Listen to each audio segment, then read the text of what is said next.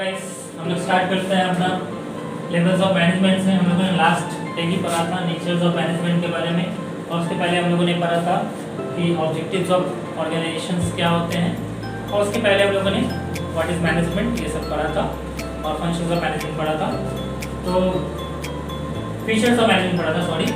तो हम लोग आज स्टार्ट करते हैं लेवल ऑफ मैनेजमेंट। बट हम स्टार्ट करने से पहले ये बोलना चाहते हैं कि आप लोग इसका क्विक रिकैप जरूर देखें।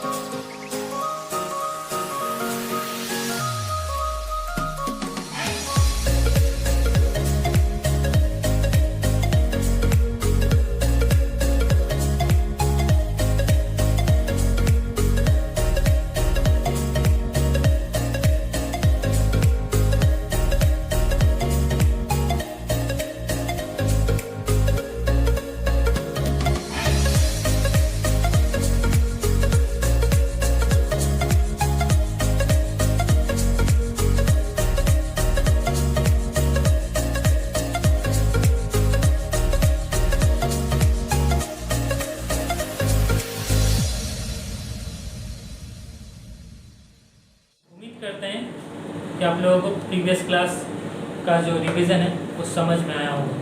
चलिए हम लोग स्टार्ट करते हैं लेवल ऑफ मैनेजमेंट से। तो लेवल ऑफ मैनेजमेंट में हम लोग पढ़ेंगे टॉप लेवल मैनेजमेंट क्या होता है, मिडिल लेवल मैनेजमेंट क्या होता है, और लोअर लेवल मैनेजमेंट क्या होता है। ये दोनों लोअर लेवल पे ही आते हैं।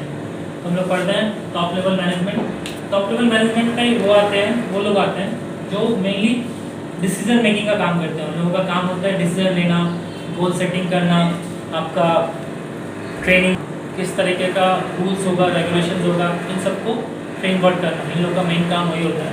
तो टॉप लेवल्स में प्रेसिडेंट आते हैं, चेयरमैन ऑफ बोर्ड आते हैं, वाइस प्रेसिडेंट आते हैं, सीईओ आते हैं। ये सारे लोग जो होते हैं टॉप मैनेजमेंट संभालते हैं। जैसे रिलायंस में रिलायंस की कंपनी को कौन संभालता है? हाँ, तो हम लोग देखते हैं उन लोगों का मेन काम क्या होता है टॉप लेवल ऑफ मैनेजमेंट का, कि वो लोग ट्रेनिंग पॉलिसीज़ को देखते हैं, ट्रेनिंग पॉलिसीज़ बनाते हैं, सेटिंग्स ऑब्जेक्टिव्स देखते हैं, गोल्स को सेट करते हैं कि किस तरह का गोल्स होगा, उसको कैसे अचीव किया जाएगा। असेंबल करते हैं, ऑब्जेक्टिव्स को देखते हैं, ऑब्जेक्टिव्स का असेंबलिंग ऑब्जेक्ट कैसे असेंबल करेंगे, गुड्स को कहाँ से लाया जा सकता है, ये सारा का सारा प्लानिंग वो करते हैं। और वेलफेयर करते हैं अपना सर्विस मतलब ऑर्गेनाइजेशंस का। और सेकेंड होता है middle level management. Middle level management क्या होता है? मिडिल लेवल मैनेजमेंट मतलब वो होता है, वो इंटरलिंक करता है। ये top level and lower level के बीच में इंटरलिंक है, एक तरह का चेन है जिसमें टॉप लेवल और लोअर लेवल के बीच में जो इंटरलिंक होता है वो मिडिल लेवल का काम करता है। मिडिल लेवल मैनेजमेंट में वो लोग आते हैं जैसे प्रोडक्शन मैनेजर हो गए, सेल्स मैनेजर हो गए, परचेज मैनेजर हो गए, ये सारे मिडिल लेवल होते हैं। इन लोगों का काम होता है इंटरप्रिटेशन ऑफ पॉलिसीज। ये लोग इंटरप्रेट करते हैं जो पॉलिसी ये लोग बनाते हैं टॉप लेवल, ये लोग उनको एनालाइज करते हैं, उनको कैसे लोअर लेवल पे यूज़ किया जा सकता है, कैसे उसका एप्लीकेशन हो सकता है। ये सारे काम मिडिल लेवल मैनेजमेंट करता है। रिक्रूट करता है, सिलेक्शन करता है स्टाफ्स का, एम्प्लॉयज़ का, ये सारा काम मिडिल लेवल ही करते हैं। और अपने ऑर्गेनाइजेशंस को, डिपार्टमेंट्स को, उसके काम को डिवीजन भी वही करते हैं, मतलब अलग अलग पार्ट्स में बांटा गया है। प्रोडक्शन डिपार्टमेंट, सेलिंग डिपार्टमेंट, साथ में परचेज डिपार्टमेंट, एचआर डिपार्टमेंट, ये सारे काम अलग अलग सेटिंग होते हैं। और फिर आता है आपका लोअर लेवल, उसमें भी दो पार्ट हो सकते हैं, इसलिए मैंने दो पार्ट कर दिया है। एक होता है फर्स्ट लेवल मैनेजमेंट, एक होता है इंडिविजुअल कंट्रीब्यूशन। फर्स्ट लेवल मतलब होता है सुपरवाइजर्स होते हैं, ऑफिस मैनेजर होते हैं, फोरमैन होते हैं। फिर इंडिविजुअल कंट्रीब्यूशन में उससे भी लेवल में जाए तो सेल्समैन होता है, क्लर्क होता है, टेक्निकल एम्प्लॉयज होते हैं, लेबर्स होते हैं। ये सारे काम लोअर लेवल पे किया जाता है। ये दोनों एक ही बोल सकते हैं, तीन ही लेवल्स हम लोग अगर बोला जाए इजीली बोल दें, टॉप, मिडिल एंड लोअर। इन लोगों का काम क्या होता है कि जो पॉलिसीज बनाते हैं और ये जो एनालाइज करते हैं, जो इंटरप्रेट करते हैं, इसको प्रैक्टिकली यूज़ करना। इन लोगों का काम क्या होता है प्रॉब्लम, इन लोगों का मेनली सुपरवाइजर्स का काम क्या होता है वर्कर्स, जो भी वर्कर्स हैं उन लोगों के प्रॉब्लम्स को देखना, क्या प्रॉब्लम्स हो रहा है काम करने में, कुछ प्रॉब्लम्स है तो उनको ठीक करना, साथ में मेंटेन करना गुड कंडीशंस ऑफ वर्क। कैसा कंडीशंस है काम में, जैसे काम जो करते हैं उसमें बहुत ज़्यादा से गर्मी वाला इन्वायरमेंट तो नहीं है ना, या फिर उन लोगों को प्रॉपर्ली बैठने का सीट सब दिया गया है, जैसे उन लोगों को थोड़ा देर के लिए भी अगर रेस्ट करने का टाइम मिलता है तो उन लोगों को प्रॉपर बैठने का सीट है, पानी पीने का सही से इंतजाम है या नहीं, साथ में बगल में जैसे हम लोग स्नैक्स वगैरह करते हैं, चाय पानी पीते हैं, तो उसके लिए प्रॉपर कंडीशंस वहाँ पर है या नहीं है। फिर हम लोग क्या करते हैं, अपना मेंटेन्स करते हैं good quality of products, qualities भी मेंटेन किया जाता है। ये भी फ्लोर सुपरवाइजर्स का काम है कि वो सब देखें कि सामान जो बन रहा है उसका क्वालिटीज़ में कुछ खराबी तो नहीं आ रहा, वो अच्छे से करने बन तो रहा है। और हम लोग अपने वेस्टेज को भी बचाना चाहते हैं कि वेस्ट ना हो, सामान जल्दी वेस्ट ना हो जाए, क्योंकि सामान वेस्ट होने का चांसेस ज़्यादा रहता है। ऑर्गेनाइजेशन में जब बनते हैं तो कुछ सामान वेस्ट हो जाता है, तो हम लोग चाहते हैं कि उसको वेस्ट ना होने दिया जाए। तो ये काम लोअर लेवल मैनेजमेंट करता है। फिर आता है functions of management. Mainly 5 functions होते हैं, 5 अगर मैं पढ़े तो। फर्स्ट फंक्शन होता है प्लानिंग। प्लानिंग मतलब किसी भी चीज़ को करने के लिए सबसे पहले हम लोग को प्लान करना पड़ता है। सेकंड होता है ऑर्गेनाइजिंग, हम लोग क्या करते हैं, सामान को ऑर्गेनाइज करते हैं। थर्ड होता है स्टाफिंग, लोगों को रिक्रूट किया जाता है काम के लिए। फिर आता है डायरेक्टिंग, उन लोगों को दिशा दिखाया जाता है। कंट्रोलिंग, मतलब डायरेक्टिंग, हम लोग जो काम किया उस काम में मतलब अगर कुछ खराबी रह गया या वो काम सही से नहीं हुआ तो उसमें हम देखेंगे कि क्या प्रॉब्लम्स था, और उस प्रॉब्लम्स को हम लोग हटा के जो भी कुछ आया होगा उसमें कुछ भी अगर फॉल्ट रहा हो उसको ठीक करके उसको देखेंगे सही से आप काम हो रहा है या नहीं हो रहा। तो लास्ट में हम लोग कंट्रोलिंग करते हैं। उसके बाद आता है हम लोग कोऑर्डिनेशन पे। कोऑर्डिनेशन मतलब होता है एक साथ मिलकर काम करना, कोऑर्डिनेट करना। जैसे होता है, इसका डेफिनेशन भी है, bringing together the activities and resources of the organisation. मतलब हम लोग ब्रिंग करते हैं, एक साथ लाते हैं सारे एक्टिविटीज को, काम को, रिसोर्सेज को of the organisation and maintaining the harmony in them, और उनके बीच में यूनिटी बनाए रखते हैं, यूनिटी बना के रखते हैं।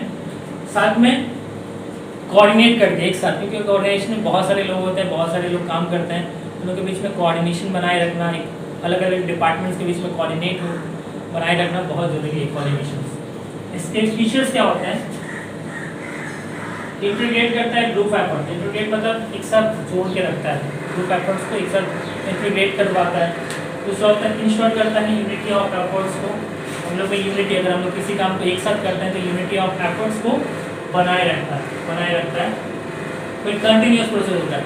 कोऑर्डिनेशन हम लोग को बार बार करना पड़ेगा, ऐसा नहीं कि एक बार मिलकर काम किया फिर खत्म हो गया फिर छोड़ दिए, फिर अपना अलग अलग देख रहे हैं, अलग अलग सोच रहे हैं, तो ऐसा नहीं है। हम लोग को कंटिन्यूस प्रोसेस में हम लोग को कोऑर्डिनेट करते रहना पड़ता है, कोऑर्डिनेशन बनाए रखना होता है। उसके बाद क्या होता है, परवेसिव फंक्शन होता है। परवेसिव मतलब क्या होता है, हर जगह एप्लीकेबल है, परवेसिव है। फिर होता है responsibilities of all the managers, responsibility coordination बनाए रखना ऑल मैनेजर्स का जिम्मेदारी है। हम लोग को एक साथ काम कर रहे हैं, क्योंकि देखो एक बड़ा ऑर्गेनाइजेशन में अलग अलग मैनेजर होते हैं, परचेज मैनेजर, सेल्स मैनेजर, इन लोग को एक साथ मिलकर काम करना जरूरी है। अगर एक साथ काम ना करें तो काम ही ना हो, ठीक है। अगर हम एक दूसरे से ही अगर मेरा कुछ एक साथ बन नहीं रहा, ठीक है, हम लोग का बनता नहीं है, तो अगर हम उस तरीके से काम करेंगे तो अपना ऑर्गेनाइजेशन कभी भी अपना एम को अचीव कर ही नहीं पाएगा, गोल को अचीव कर ही नहीं पाएगा। तो एक साथ मिलकर काम करना उन लोग के लिए बहुत जरूरी है, उनका रिस्पॉन्सिबिलिटी है, वो साथ में मिलकर काम करें। फिर डेलिब्रेट फंक्शन होता है। डेलिब्रेट मतलब रेगुलर फंक्शन होता है, डेलिब्रेटली हम लोग फंक्शंस करते रहते हैं। फिर आता है इंपॉर्टेंस। इंपॉर्टेंस क्या है, इंपॉर्टेंस बोला जाएंगे size of the organisation. Organisation का साइज मैटर करता है, स्मॉल, मीडियम, लार्ज। कोऑर्डिनेशन बहुत जरूरी है, जितना बड़ा ऑर्गेनाइजेशन होता है उतना ज़्यादा कोऑर्डिनेशन का जरूरत होता है। ऑर्गेनाइजेशन जितना बड़ा होगा उसको उतना ही कोऑर्डिनेट करना होगा, अपना यूनिटी बनाए रखना होगा, तभी ऑर्गेनाइजेशन चल सकता है, क्योंकि उसके अंदर बहुत सारे लोग काम करते हैं, उन लोगों के बीच में यूनिटी होना बहुत ज़रूरी है।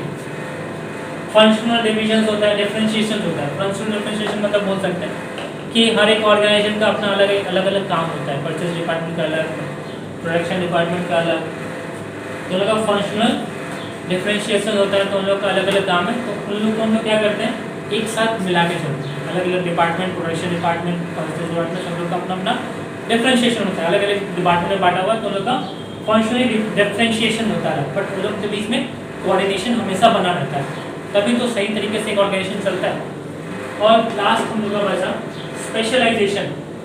स्पेशलाइजेशन क्या होता है, हर एक ऑर्गेनाइजेशन में अगर कोई काम होता है तो कंटिन्यूस बेसिस में काम होते होते उसके जो भी इम्प्लॉयज़ होते हैं, लेबर होते हैं, वो लोग उस काम में स्पेशलाइज हो जाते हैं। और साथ में ये भी देखा जाता है कि बड़े बड़े ऑर्गेनाइजेशन में जैसे एक फाइनेंस डिपार्टमेंट होता है, फाइनेंस डिपार्टमेंट में जैसे अकाउंटेंट, एक मैनेजर चलाते हैं, तो वो लोग बहुत पढ़े लिखे होते हैं, वो लोग स्पेशलाइज होते हैं अपने फील्ड में, तो वो लोग अपने बीच में कोऑर्डिनेशन बनाए चले।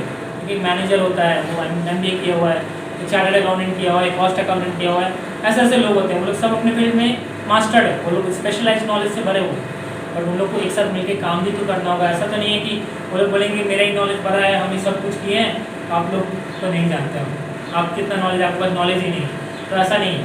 तो हम लोग को ध्यान रखना होगा कि वो लोग एक साथ स्पेशलाइजेशन भी मेंटेन करें और कोऑर्डिनेशन के साथ चलें।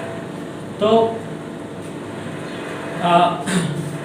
इतना करने के बाद हमको लगता है आप लोगों को ज़रूर समझ में आया होगा। तो आज के लिए बस इतना ही। आप लोग को अगर ये समझ में आए तो बहुत अच्छा बात है। अगर आप लोग कोई भी डाउट हो तो प्लीज़ हमारे कमेंट्स में पूछें। And thank you so much for watching this video. Please like, subscribe and click the bell icon, and thank you so much.